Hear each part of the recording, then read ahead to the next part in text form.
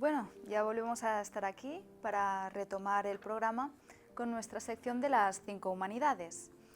Hoy, en esta ocasión, tenemos con nosotros a Josep Lluís Domènech. Él es francmasón adscrito a la Gran Logia Simbólica Española y escritor. Josep Lluís, ¿qué tal? Muy bien, estoy muy contento de estar de nuevo con vosotros. Muy bien. Josep Lluís, ¿dónde crees que reside la fuerza del mito? La fuerza del mito reside primeramente en elogiar, distinguir, armonizar un héroe y a partir de esta armonización y esta presentación del héroe darnos un mensaje. Esto es en la sinopsis que podríamos establecer. Después, evidentemente, a raíz de este mensaje, pues estos mitos, dentro de la mitología, pues cada civilización tiene los suyos. Aunque hay algunas civilizaciones que tienen más importancia que otras en nuestro acontecer a día de hoy. ¿Qué podemos aprender de las antiguas civilizaciones, como por ejemplo la griega? Lo que podemos aprender de las diversas civilizaciones y especialmente la griega son conceptos muy importantes. En realidad, si miramos, en la antigua Grecia descubrimos el comportamiento de la gente, no solamente del pueblo, sino de sus dirigentes. Por ejemplo, la mujer, en el pueblo llano, la mujer que iba a escanciar agua o a buscar agua o a preparar sus comidas. Pero también tenemos el de la gente que enseñaba y al mismo tiempo ya empezamos a tener un primer concepto de lo que es la política. Entonces, política, aprendizaje, usos y costumbres. Pues todo esto es muy importante y sustancial, y especialmente la cultura griega pues lo es mucho, porque quizá abarcaría mucho más de lo que estamos hablando ahora. ¿Crees que de algún modo el conocimiento nos permite ser mejores personas?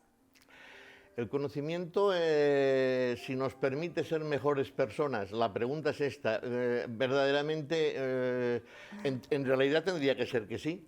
Porque a más conocimiento tendríamos más capacidad de alguna manera de racionar y actuar, interactuar. Pero muchas veces el conocimiento ha producido grandes desastres. Muchos dictadores, en el ámbito político, a través y a lo largo de la historia, no eran personajes poco ilustrados, sino todo lo contrario. Y a veces esto ha redundado en grandes dictaduras y grandes desastres. Pero en teoría la esencia tendría que ser esta: a mayor conocimiento, mejor deducción, y al mismo tiempo, al poder coger un abanico de posibilidades, siempre coger la mejor. Pero esto ya es otro tema. Sí, tal y como demuestra la historia, desgraciadamente. Ahí está. ¿Por qué crees que la literatura es importante para el ser humano?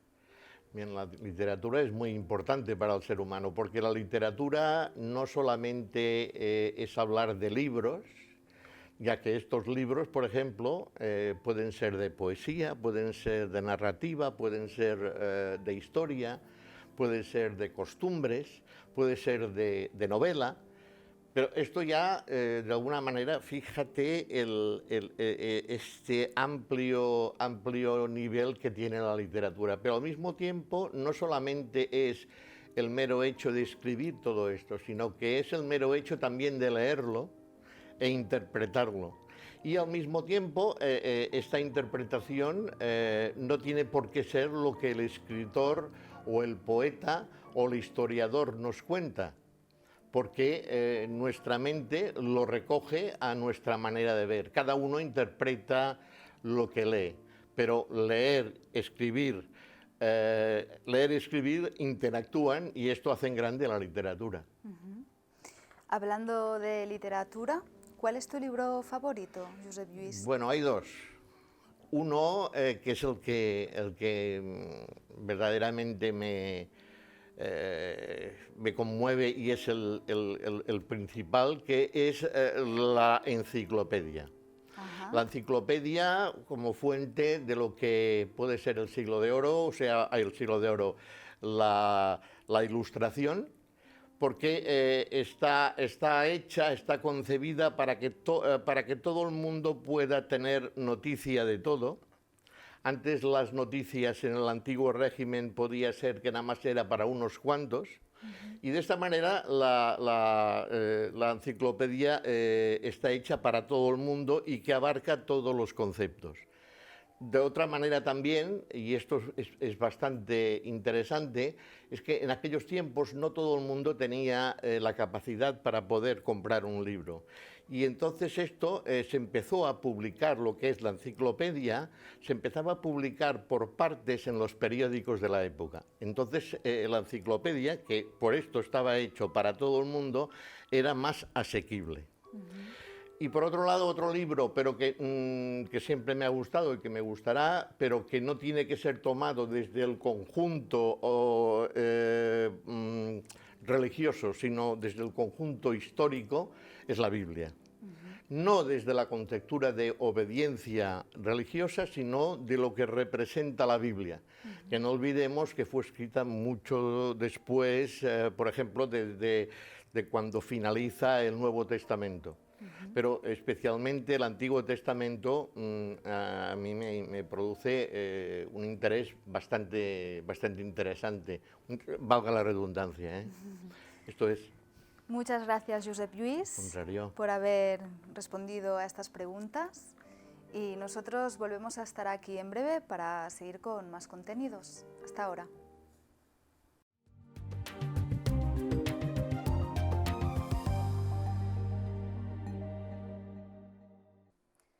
Pues seguimos con más contenidos, ahora de la mano de Shemtov Jané, él es marchante y crítico de arte, perito judicial y responsable de cultura de la Fundación Chabad Lubavitch. No sé si lo pronuncio bien. Perfecto. Bienvenido, Gracias, Shemtov. muy amable. Acabas de publicar tu primera novela, 40 por 30, que es una magnífica epopeya histórica bajo el prisma de un cuadro, ¿no? De Ediciones Carena. Cierto. Tenemos el cartel aquí detrás para que puedan ver la portada. ¿De qué trata, a grandes rasgos, esta novela? A grandes rasgos tengo la pretensión, y que me perdonen todas las personas que nos escuchan o que nos van a seguir, de llevar de la mano a toda persona que tenga curiosidad por saber lo que es el mundo del arte. Porque después de tantos años trabajando en el mundo del arte y profundizando en el mundo del arte, te das cuenta de que existe una especie de barrera, diría yo, por ese misterio que da aquello que es lo desconocido. El mundo del arte siempre ha tenido una aureola críptica que en la mayoría de los casos a la gente, incluso cuando iba a las galerías de arte, le daba como un cierto pudor de decir si el cuadro o la escultura o lo que viera si era bueno o malo o lo contrario. Porque se encontraba en esa situación en que no sabía distinguir eso. Entonces, mi pretensión es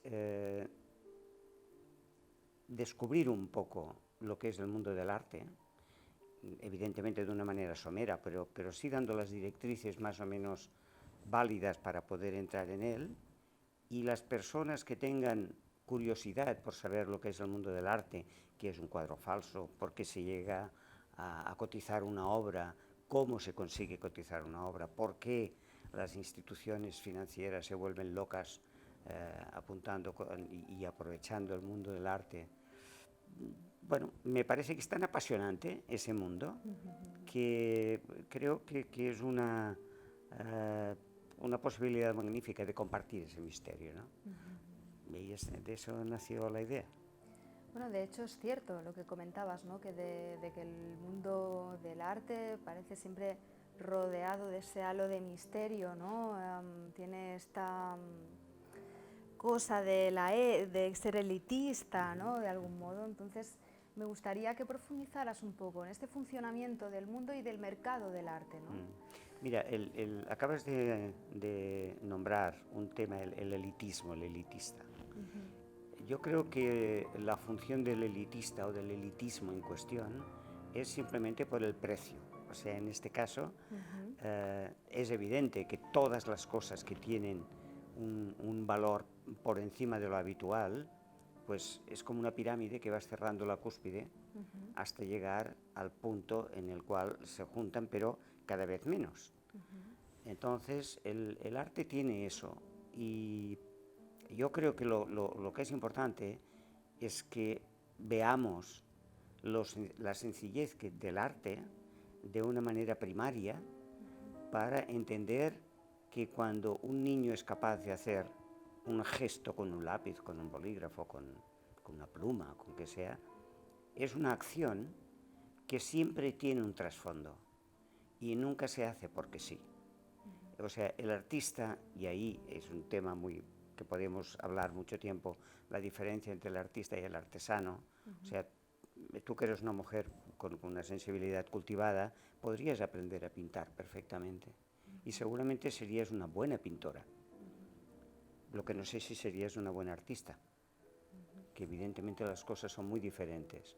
O sea, yo, por ejemplo, siempre me ha dado un terror tremendo ver una tela blanca y pensar que alguien es tan valiente de poner un sentimiento sobre esa tela y que yo después voy a tener que leerla, no solamente leerla, sino transmitirla a un amigo, cliente o lo que sea, y al mismo tiempo darle un valor para poderlo vender y que él la pueda disfrutar. O sea, es todo un conjunto que de esas causalidades que van desde el inicio, desde el nacimiento, que es mi pretensión, y siento insistir en ese tema, es que cualquier persona que tenga un mínimo de sensibilidad y que tenga un mínimo de curiosidad por lo que es el mundo del arte, puede viajar con nosotros con este libro.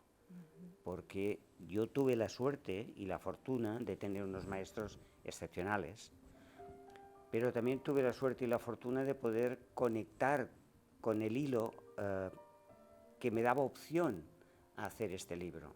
O sea, la idea de este libro es una idea que a mí me surge en el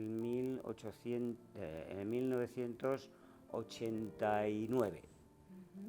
Lo que pasa es que, claro, entre que el trabajo es mucho y llega un momento que te duermes y tal y cual, necesitas siempre un hilo conductor.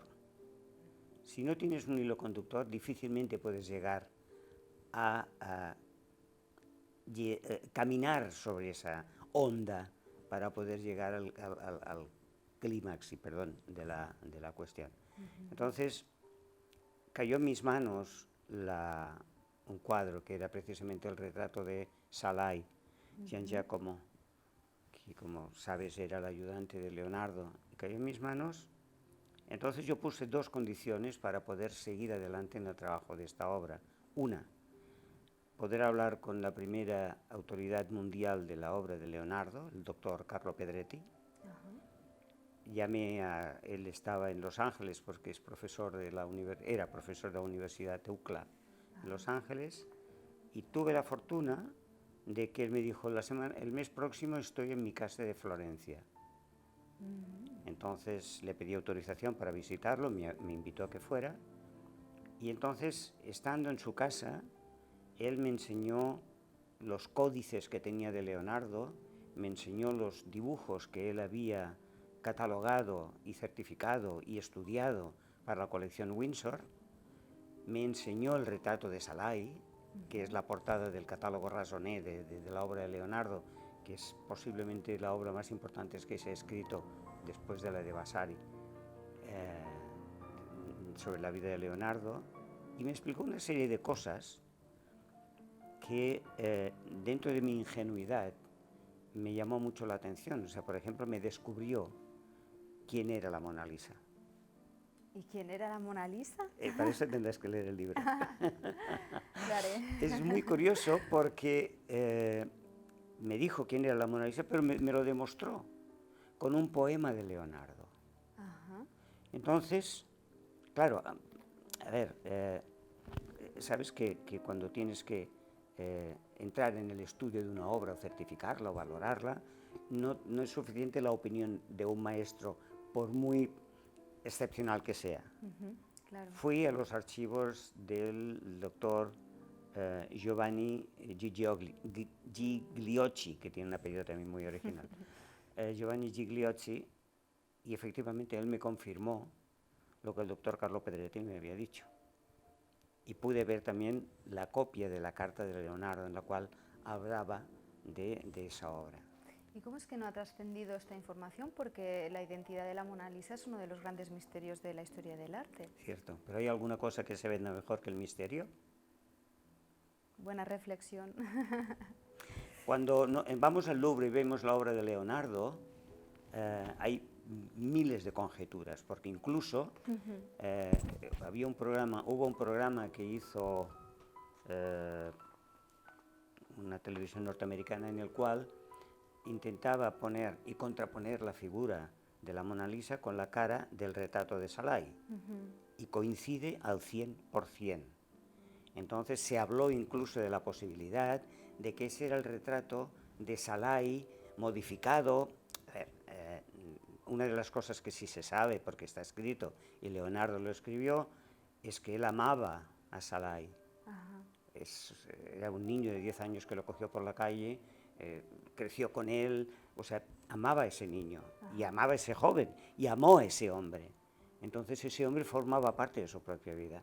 Partiendo de esta base, se intentó darle ese carácter de que incluso la famosa Mona Lisa era el retrato de Salai. No, no es el retrato de Salai. ¿No? No. Me dejas con la intriga. Eso es bueno. ¿Qué sabemos de Salai? Bueno, se llamaba Gian Giacomo Caprotti d'Aureno, fue discípulo y ayudante, como comentabas, desde niño de Leonardo da Vinci, y si mal no tengo entendido, en unos escritos se ha hallado que el maestro explicaba que era un niño muy travieso. Más que travieso, diría yo. Más que travieso. Más que travieso, sí. ¿Cómo fue esta relación o qué se sabe de esta relación y de esta figura de Salai? A ver, lo que se sabe es que Leonardo lo coge con 10 años. Entonces lo coge con 10 años en un mercado y lo lleva a su estudio porque se da cuenta de que el niño tiene una gran habilidad, pero sobre todo tiene una gran sensibilidad. Y entonces esos dos elementos se pueden utilizar para sacarle partido dentro del mundo del arte. Le enseñó a mezclar pigmentos, le enseñó a mezclar la témpera, porque en aquella época todavía la pintura al óleo no se utilizaba, vino un poco más tarde. Entonces, Gian Giacomo era un chico muy abierto, pero era un trapella, que diríamos nosotros, ¿no? Porque además le gustaba el juego, las peleas, el vino, se conocía todas las tabernas de Florencia, tenía como carta, ¿no? Era un perla. Era un perla, efectivamente. Bueno, la prueba la tenemos, es que ese perla, cuando muere Leonardo, que él es uno de sus herederos, su vida acaba precisamente en una reyerta y muere de una puñalada y, claro, pero muy joven, muere con 44 años. Sí, entonces, te das cuenta de que una vida que había empezado de esa manera difícilmente podía apartarse de ese circuito y difícilmente podía acabar de otra manera, dado también la época que le tocó vivir, naturalmente. Y el nombre de Salai, creo, bueno, tengo entendido que hace referencia al nombre de un diablo, o al menos es una de las teorías que hay respecto al de dónde, ¿no?, surgió este apodo. Se ve que Salai era el nombre de un personaje de la obra épica Morgante, del poeta Luigi Pulci. No sé hasta qué punto esto es cierto. A ver, Salai, lo que es evidente es que Leonardo le llamaba Salai porque era una especie de diablillo, y entonces después, lógicamente, cuando se tiene el nombre de Salai, pues intenta buscar las conexiones, porque evidentemente de algún sitio debía salir. O sea, Leonardo era un hombre, yo creo que es, después de Moisés, probablemente es el genio más importante que ha dado la humanidad hasta ahora. Y entonces este hombre, aún y así, necesitaba también un punto de referencia para inventarse el nombre de Salai. Lo que es evidente es que Salai para él significaba diablillo o diablo, o evidentemente lo que le decía, lo que decías tú, es que era una perla, y era una perla sin lugar a dudas. En la novela te adentras, obviamente, en la ciudad de Florencia, de la Florencia renacentista, Cierto. y también en Londres y en París, ¿no? Claro. ¿Qué han aportado estas ciudades al mundo del arte? Mira, la diferencia existe entre Londres y París. Florencia como la cazuela, o sea, la marmita de los alquimistas que están ahí, que han producido y han salido ya no solamente genios pintores, porque si nosotros pensamos en el Renacimiento y pensamos en los artistas que han pasado a la historia, difícilmente llegaremos a 10. Pero sin embargo, en aquella época habían miles de pintores, miles de artistas.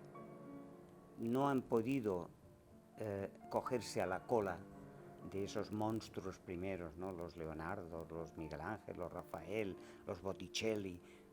No pudieron cogerse eso porque se dedicaban a hacer a la manera de. Entonces, había un mercado, evidentemente, que ese mercado era inmenso, que era la Iglesia y era la gente del comercio, que ya empezaba a cambiar los estatus de la Edad Media al Renacimiento. O sea, ya no eran los poderes reales los que estaban mandando, ya era el comercio, los comerciantes. Se habían abierto las rutas de los Balcanes, las rutas de la seda, con lo cual el comerciante ya se sentía poderoso hasta el punto de que podía ser un mecenas. También él podía ayudar al arte.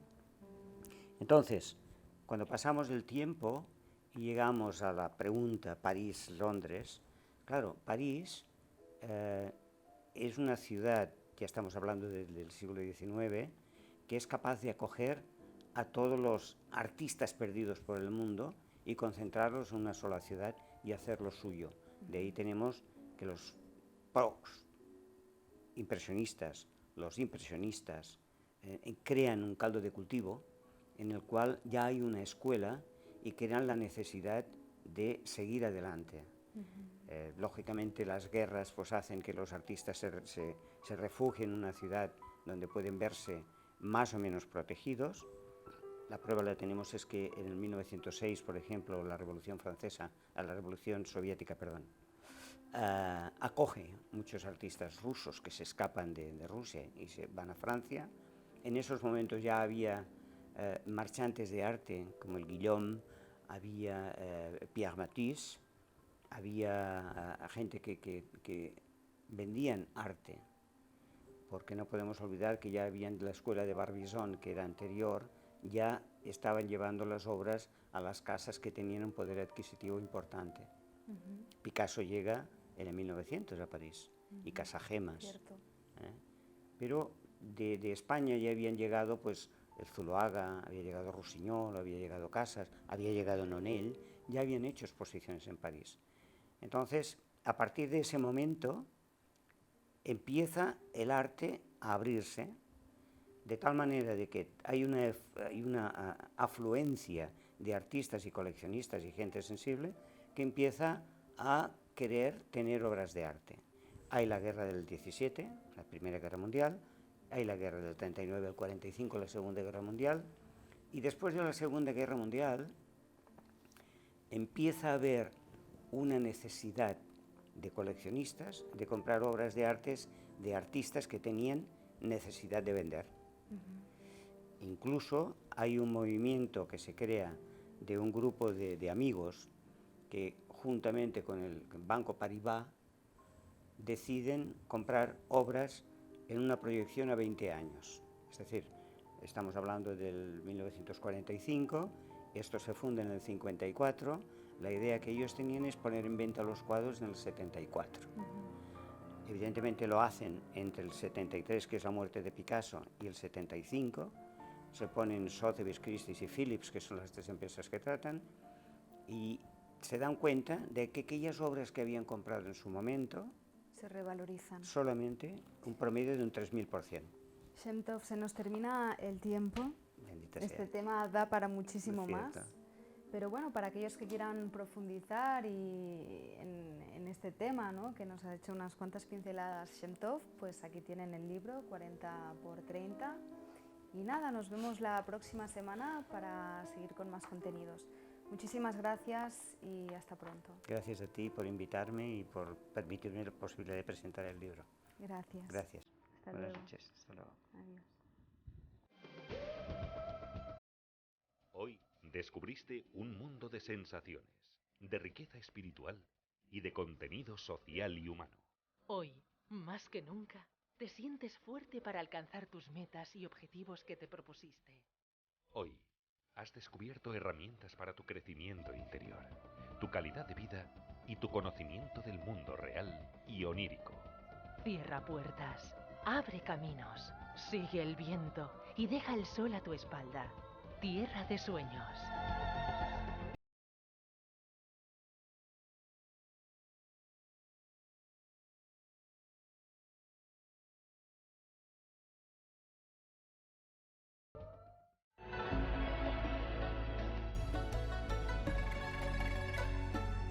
Guía espiritual Alma Sans. Existen muchas razones para quererse, para amar y amarse, para equilibrar nuestras emociones y nuestros estados alterados de conciencia, nuestras energías. Alma Sans, mucho más que una guía espiritual, tu paz y equilibrio interior. Teléfono 674-337-904. Alma Sans.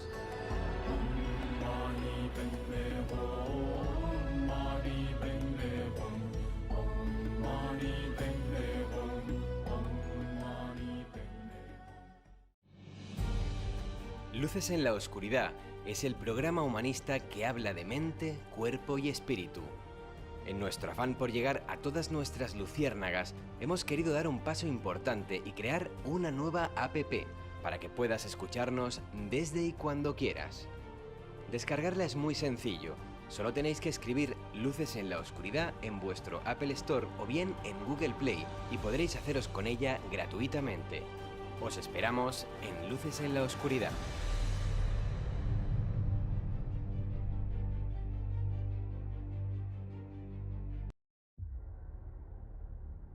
El sistema inmunitario protege tu cuerpo. Es esencial para sobrevivir. Cuando tu sistema inmunitario funciona de manera adecuada, tú te sientes bien. Tu sistema inmunitario está evolucionando día a día a medida que se enfrenta a las múltiples amenazas a la salud del mundo moderno. 4Life Transfer Factor es la forma en que la naturaleza fortalece tu sistema inmunitario.